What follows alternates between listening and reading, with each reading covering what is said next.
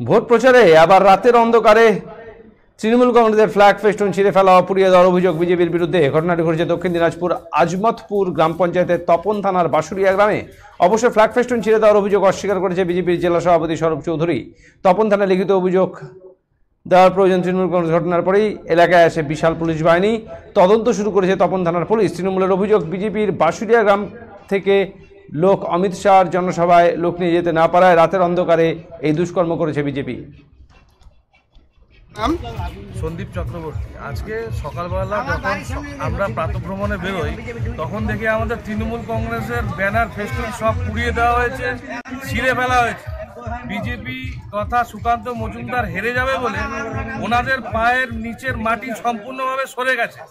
আমরা চাই এই ঘটনায় যারা জড়িত আছে, যে সমস্ত দুষ্কৃতীরা রাতের অন্ধকারে এই সমস্ত কাজ করেছে, তাদেরকে যেন জেলের ভিতরে পুরতে পারি এবং ইলেকশনে এই ভোটে, লোকসভা ভোটে এই আমাদের বাসর থেকে প্রতিটা বুথের যেন সুকান্ত মজুমদারের নমিনেশনটা বাজেয়াপ্ত হয়ে যায়।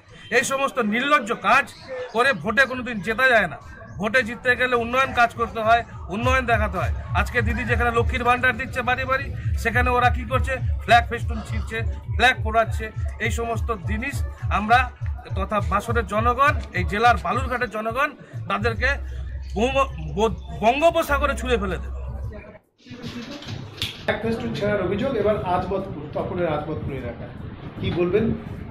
দেখুন, ভারতীয় জনতা পার্টি এই কালচারের রাজনৈতিক দল নয়। প্রথম, যে এলাকার কথা বলছে সেই এলাকার বিজেপি কার্যকর্তাদের ওপর দিনের পর দিন অত্যাচার, বাড়িঘর ভাঙচুর, বাড়িঘর জিনিসপত্র লুট, এটা তৃণমূলের নেতৃত্বে দিনের পর দিন হয়। সেখানে বিজেপির লোকেরা মাথা উঁচু করে কিছু করতে পারে না। তো এইটা অবিশ্বাস্যর বিষয়। বিজেপির কর্মীরা এই মানসিকতা নিয়ে কখনোই রাজনৈতিক দল করেনি, করবে না।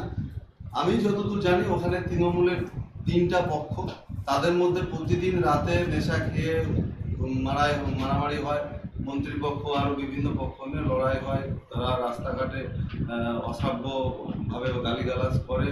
কোনো ক্ষেত্রে কোনো বাড়িতে যদি পুরুষ মানুষ না থাকে সেখানে তারা ঢোকার চেষ্টা করে। এটা তৃণমূলের কালচার। তারা নিজেদের গোষ্ঠীদ্বন্দ্ব করে নিজেরাই এই ফ্ল্যাগ ছিঁড়ে বিজেপির উপর চাপানোর চেষ্টা করছে, নিজেদের অপরাধ আড়াল করার জন্য।